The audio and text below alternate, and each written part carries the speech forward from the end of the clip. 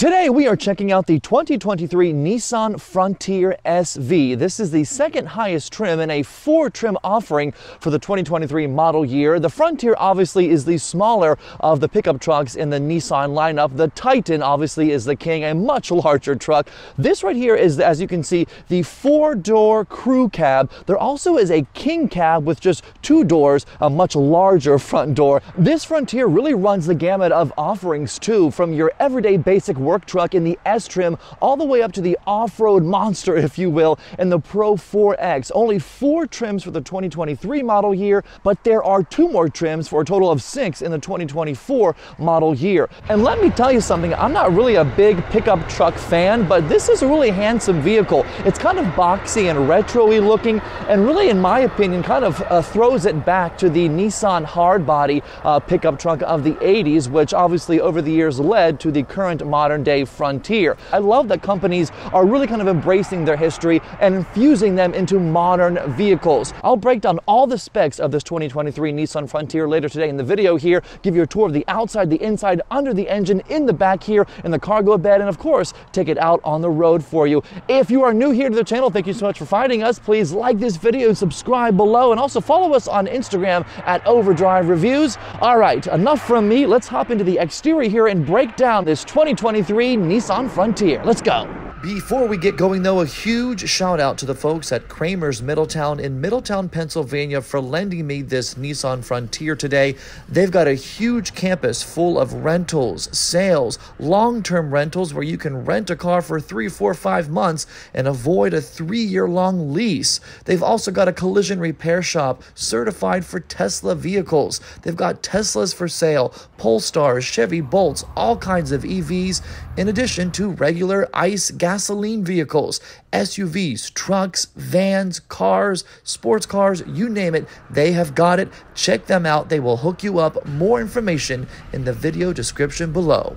So starting with the length of this truck and the overall look of this truck, there are a couple of options you can have. You can have the king cab, which is just 2 doors and a smaller cabin, or the 4-door crew cab, which is 4 doors like this truck has. In addition to a different cab size, you can also have a 5-foot long or a 6-foot long bed back here. This one has the shorter 5-foot bed, and let me tell you, it's just enough probably for what the average person would be doing on the weekends for a yard job or a job around the house or something like that. Not a ton of space in here, and so 5-foot or 6-foot bed here on the Frontier. And you can also upgrade the truck too with various packages and different appearance aesthetics packages as well. There's something called the Midnight package, which obviously makes things darker or more blacked out.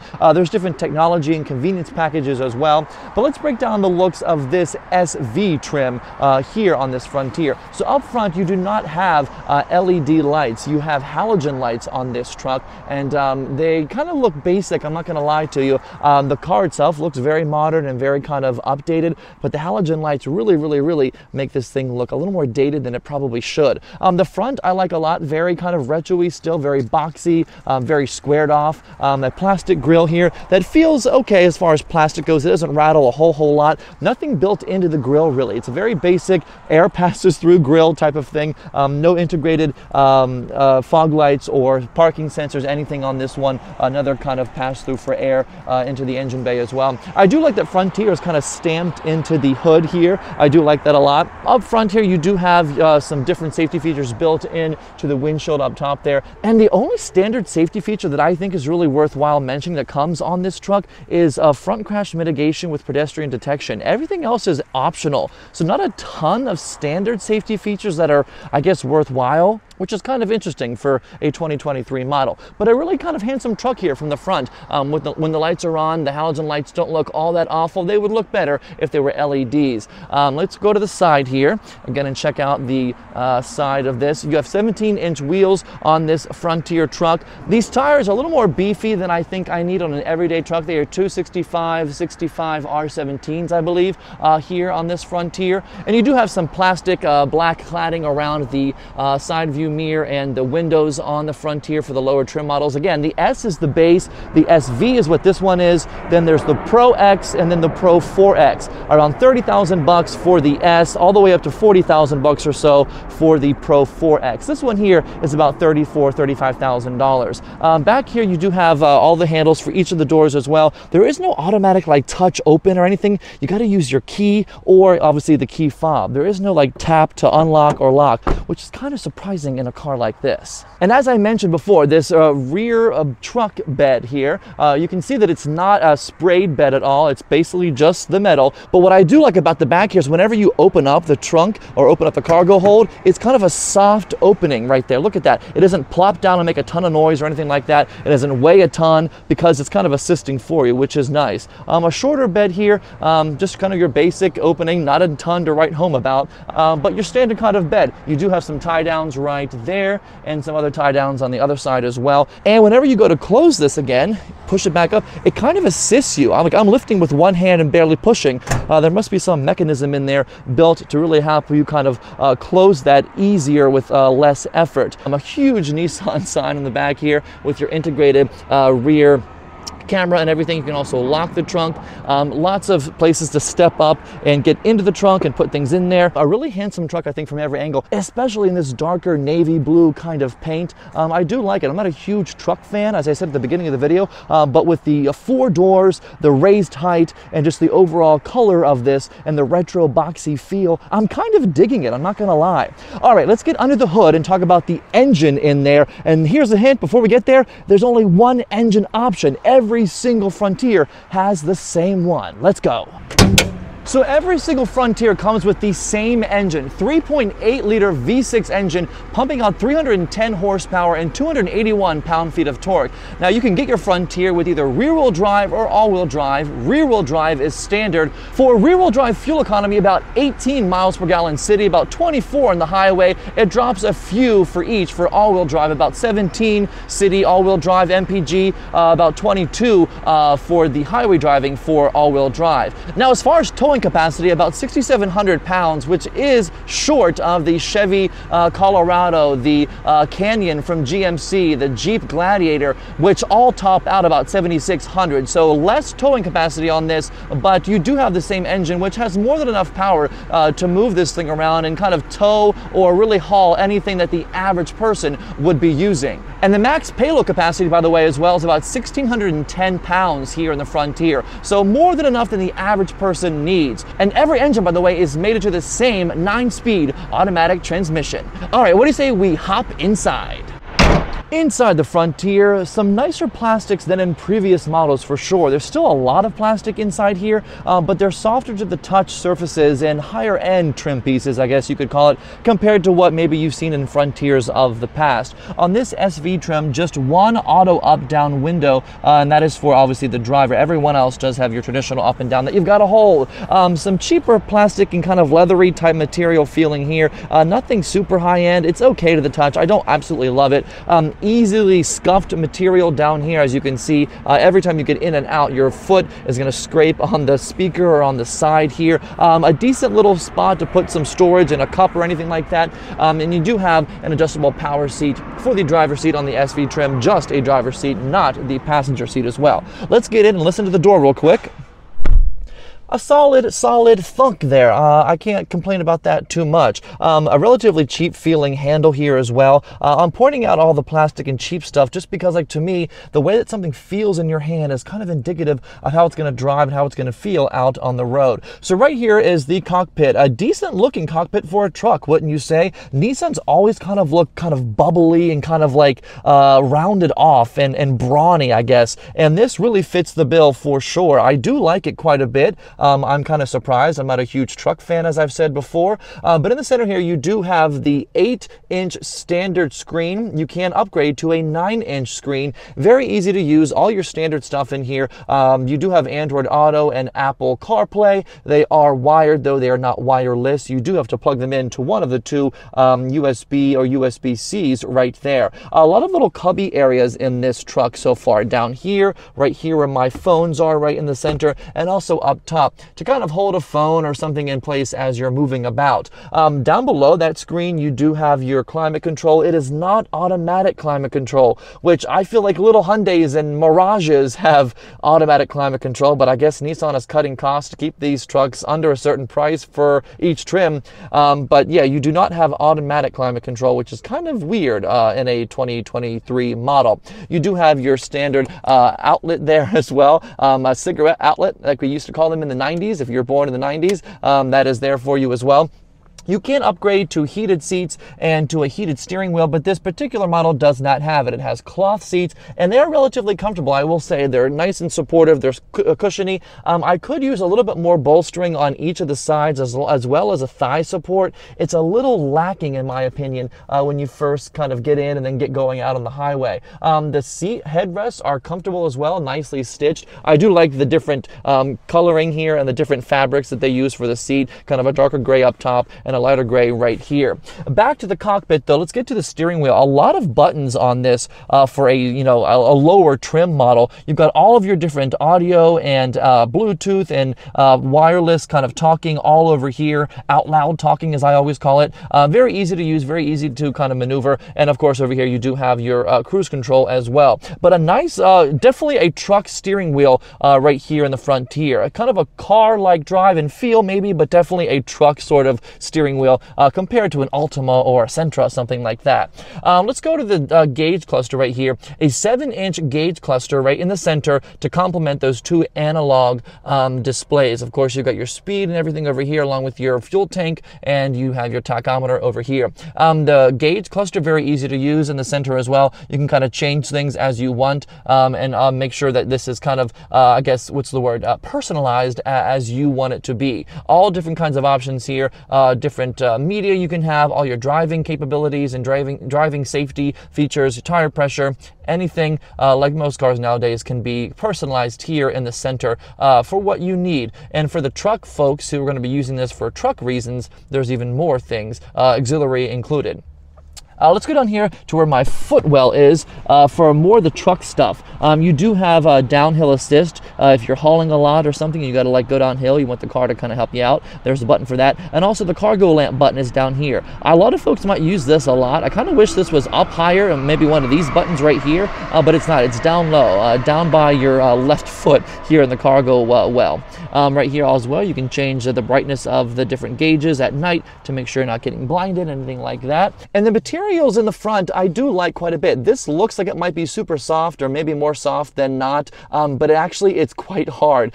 This is nicely done. It looks really pretty for being in a utility type of vehicle, but it's relatively hard. I feel like it's just plastic with crazy stitching like glued on top or something like that. I wish it kind of felt as high-end as it looks. It unfortunately does not. And this screen, while a 9-inch option is available, a lot of extra side black all over this. It's way too much. At this point, just make the black trim go away and make the screen be by itself. The larger black is just like, why is that really there? We didn't really need that. But I appreciate all the storage up top as well. Lots of different materials all kind of coming together. I do like it, but it is plastic heavy. Nicer plastic than a cheaper car, but keep in mind you will get quite a bit of plastic in this vehicle if you do opt for one. No sunroof in this SV trim right here. Your standard microphone right here for folks talking on Bluetooth, all of your different buttons and things for lights, and of course you do have your vanity mirrors here as well. No light in either of these, which is kind of interesting. I kind of equate that to being like a cheap car thing, but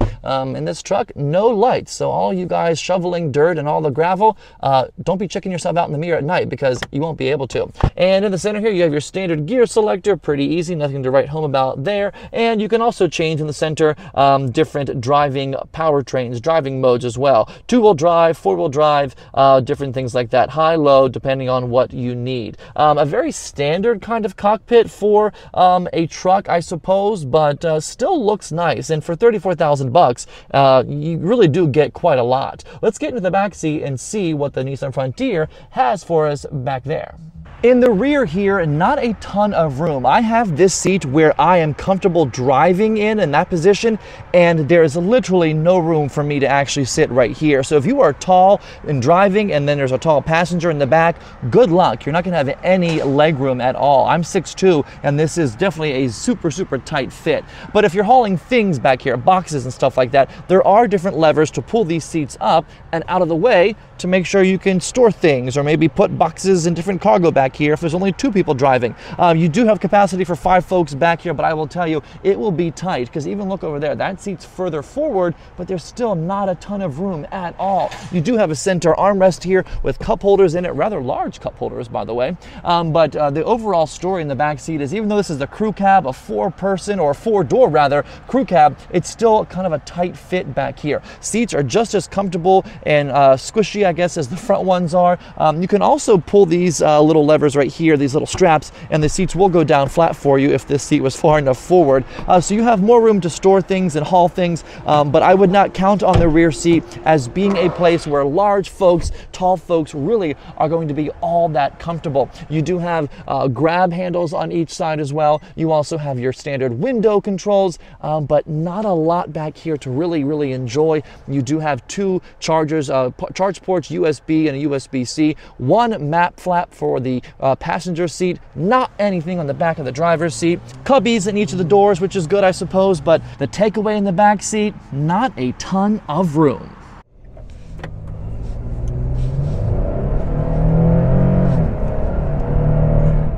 Aha, the sound of a V6. Out on the road now in the Nissan Frontier, and this is the first time I'm driving it for more than 10 feet in a parking lot whenever I used to work at a dealership. It really has some responsive steering. It's quick, it's direct. You can definitely tell the suspension is a little bit more rough, a little bit more hard than a small vehicle or something like that, because it does kind of get bounced around over some bumps and things like that. It's not super smooth. That said, the chassis has been enhanced and is a bit more refined than I think previous Frontiers have been. I definitely think if I was doing a blind drive for some reason, I would know that I was in a pickup truck, because it just has that little rough and tough feel to it. Around corners, a little bit of body roll because it is a taller, small truck, but the brakes right now are actually gripping pretty nicely coming to a stop here on this back road. It is school time, so there are buses all over the place. I'm trying to get around them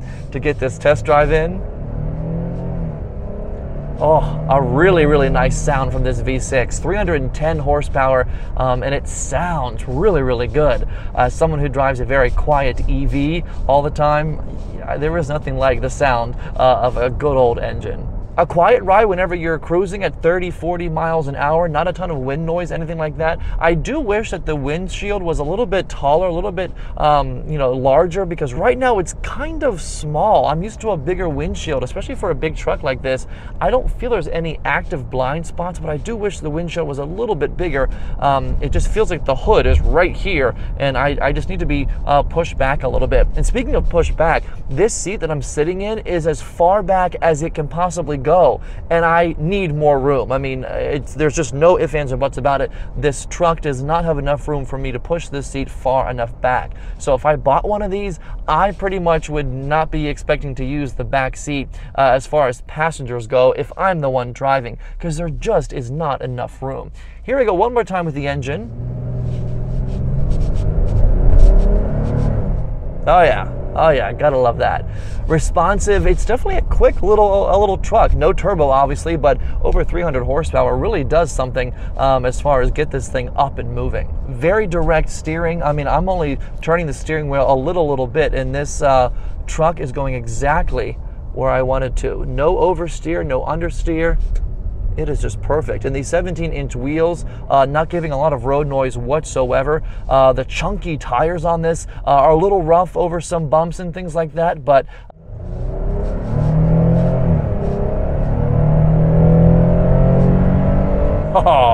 That sounds so cool. It even sounds better in person, I promise you. The one thing I will say about the engine though is that whenever you get on the accelerator like that, there's not a ton of immediate response. There is a bit of a delay from the transmission, the 9-speed transmission. It definitely downshifts a little bit more rough than I would like it to, but you know, you're not dealing with instant torque here. 310 horsepower, 281 pound-feet of torque, so not a ton of immediate response. The truck does kind of go, oh, all right, here we go. But once it's moving, definitely enough power. Getting onto the highway here and doing some merging into rush hour traffic, absolutely no problem getting up to speed with other vehicles. I will say though, if you were towing something with this and maybe you had your truck bed full of stuff with a payload, I could see how this car might give a little bit of a pushback. It doesn't have a big V8 pulling all this weight around. It just has a V6. Now that I've hit 70 miles an hour, a little bit of wind noise out of this rear right window. This truck only has 6,000 miles on it, so I can't imagine it's because of anything that someone's done to this in 6,000 miles. A little bit of wind noise. I take back what I said earlier. Over here on the passenger side of the vehicle, none on my side, which is good. But certainly not a super smooth ride, but those chunky tires maybe are a little bit more rough once you're up to speed.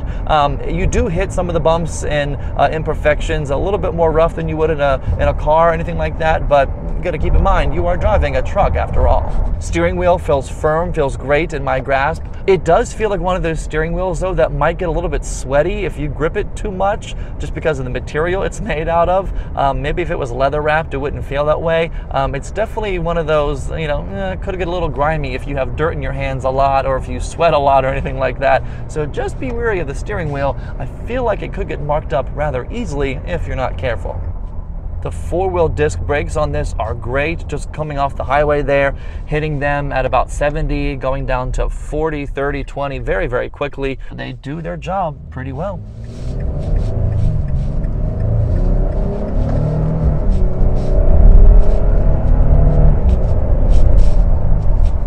And except for that initial downshift, going between gears is relatively simple and smooth. The transmission is a really, really refined feel to it for a truck, in my opinion. Smooth shifting there between all the gears, except for that initial downshift, which could be expected maybe for a larger vehicle. So at the end of the day though, this Frontier really does combine all the things that you would want out of, you know, a vehicle that is smaller but still has utility to do the larger jobs that maybe a sedan cannot. So car-like feel in some respects and truck-like elements in other respects. In all though, I would recommend this for folks who have a limited budget and have a limited work need. If you are someone with a lot of work and a lot of like jobs and projects to do, this might not be the truck for you because it's not as, you know, robust as an F-150 or a Tundra or a Dodge Ram, anything like that. This more competes with the folks who have just one job a month, one job every couple of months, and they need, you know, a 5 or 6 foot bed in the back. I could deal with a little less plastic, to be totally frank, but at the end of the day, it does keep costs down. $34,000 for this SV trim, not a bad thing at all. I thank you so much for watching. Be sure you're subscribed to the channel below and hit the big thumbs up button if you found this video helpful, and follow us over on Instagram at Overdrive Reviews as well. I thank you so much as always for watching. That is it for now. We'll catch you on the next one.